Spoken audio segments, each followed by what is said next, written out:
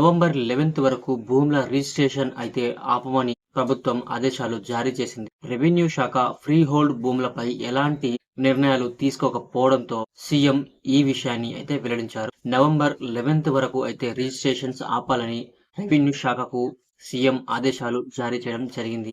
గత 15 నెలలుగా ప్రభుత్వం దీనిపై ఎలాంటి స్పష్టత ఇవ్వకపోవడంతో రెవెన్యూ శాఖ కూడా వీటికి రిజిస్ట్రేషన్లు అయితే ఆపేసింది. ఆ భూముల వివరాలు ఇప్పుడు ఈ వీడియోలో అయితే తెలుసుకుందాం. అంతకన్నా ముందు మీరు కనుక మన ఛానల్కి కొత్తగా వస్తే వెంటనే సబ్స్క్రైబ్ చేసుకోండి. అలాగే ఈ వీడియోకి లైక్ చేయడం మాత్రం మర్చిపోకండి. ఇక వివరాల్లోకి వెళ్దాం. ఆంధ్రప్రదేశ్లో సీఎం చంద్రబాబు నాయుడు ప్రభుత్వం అధికారంలోకి వచ్చిన తర్వాత గత ప్రభుత్వం 13 లక్షల ఎకరాల భూమిని ఫ్రీ హోల్డ్ గా ఉంచారనైతే తేల్చింది. వీటిలో 7 లక్షల ఎకరాలు పరిష్కారం జరిగాయని తెలిపింది. మిగతా 5 లక్షల ఎకరాల్లో అక్రమ రెవెన్యూ జరిగింది అని రాష్ట్ర ప్రభుత్వం చెప్తూ ఉంది.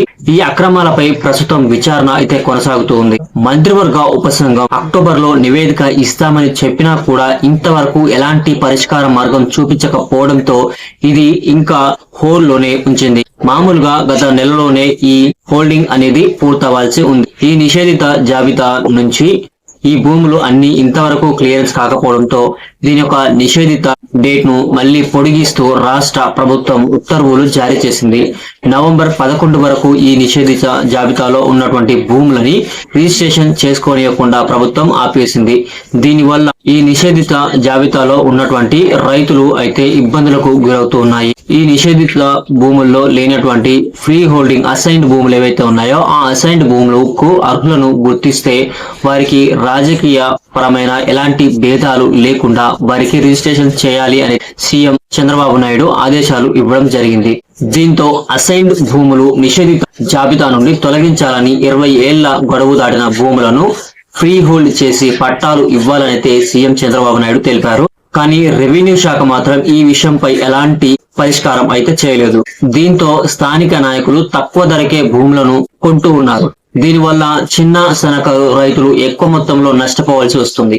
అయితే రికార్డులు లేని భూములు, పొరంబోకు భూములు, అభ్యంతరాలున్న భూములకు మాత్రం ఈ అవకాశం అంటే ఉచితంగా ఫ్రీ హోల్డ్ చేసి భూములను పట్టాలు చేసే ప్రక్రియకు మాత్రం వాటిని ఎంపిక చేయదనైతే సీఎం చెప్తూ ఉన్నారు.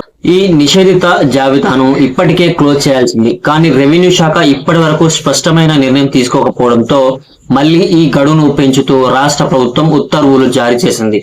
అర్హత ఉన్న అసైన్డ్ భూములను నిషేధిత జాబితా నుంచి తొలగించే విషయంలో వెంటనే నిర్ణయం తీసుకోవాలని, ఆలస్యం చేయవద్దనైతే చెప్తూ ఉన్నారు.